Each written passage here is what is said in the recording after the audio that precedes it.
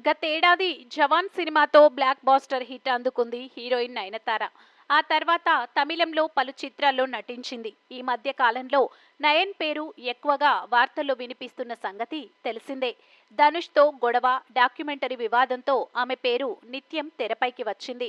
ఇదిలా ఉంటే ఇప్పుడిప్పుడే తిరిగి సినిమాలపై ఫోకస్ పెట్టింది నయన్. దాదాపు 3 సంవత్సరాల విరామం తర్వాత ఆమె మళ్లీ మలయాళ చిత్రంలో నటించడానికి సంతకం చేసిందనే వార్త ప్రస్తుతం సినీ వర్గాల్లో వైరల్ అవుతోంది.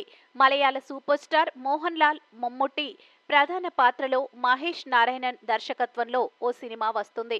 ఈ చిత్రం అధికారిక ప్రకటన వచ్చి 2 నెలలైంది. ఇక తాజా సమాచారం ప్రకారం ఈ సినిమాలో Kollywood lady super star Nayanthara సైతం నటించనుందనే టాక్ నడుస్తుంది.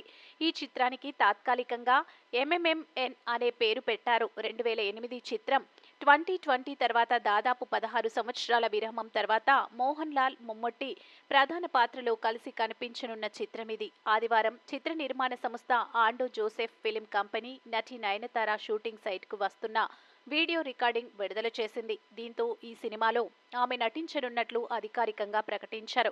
ఒక నిమిషం నిడివి గల ఆ క్లిప్లో నయనతార మమ్ముట్టి దర్శకుడు మహేష్ నారాయణ్తో కలిసి మాట్లాడుతూ కనిపించింది.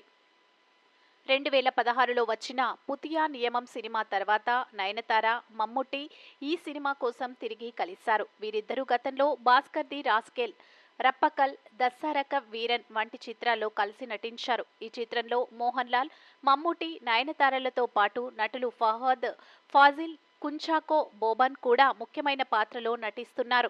ఈ సినిమా పూజా కార్యక్రమం ప్రారంభోత్సవం గత ఏడాది నవంబర్లో శ్రీలంకలోని కొలంబాలో ఇద్దరు సూపర్ స్టార్లు మమ్ముట్టి, మోహన్ లాల్ సమక్షంలో జరిగింది. Sri Lanka, London, Abu Dhabi, Azerbaijan, Thailand, Visakhapatnam, Hyderabad, Delhi, Kochi వంటి వివిధ ప్రదేశాల్లో 150 రోజుల పాటు షూటింగ్ జరిగింది.